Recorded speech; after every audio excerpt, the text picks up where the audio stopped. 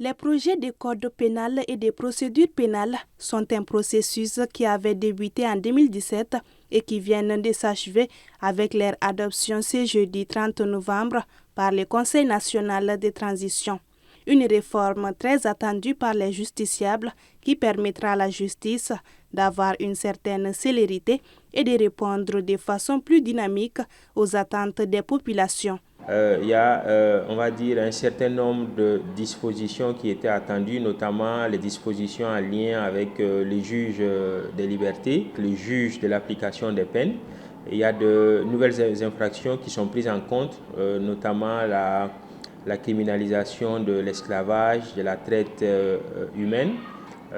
Autre innovation, c'est la protection des dénonciataires. Bon, on aurait voulu qu'il y ait une loi en ce sens. On aurait voulu que les autorités aillent vers l'adoption d'une loi spécifique à ces dénonciataires qu'on appelle lanceurs d'alerte, mais c'est un bon début. Aucune sanction pénale n'était en vigueur jusqu'à présent contre l'homosexualité.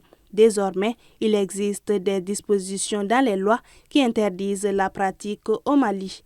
Parmi les autres nouveautés se trouve l'introduction du bracelet électronique pour réduire les incarcérations, l'incrimination et la répression de la trahison ou encore la répression de l'esclavage par ascendance et la suppression des cours d'assises. Dans tout cela, c'est la conscience du magistrat qui importe le plus, c'est l'intégrité du magistrat qui importe le plus et on espère que ces réformes vont faciliter cela. On espère que ces réformes vont être de nature à permettre et aux magistrats d'être dans une logique de célérité et de justice suivant les prescriptions légales et aux populations d'avoir une certaine confiance en la justice et de se voir être mis dans leurs droits à chaque fois qu'ils saisiront la justice ou à chaque fois qu'ils auront besoin d'un service émanant de la justice.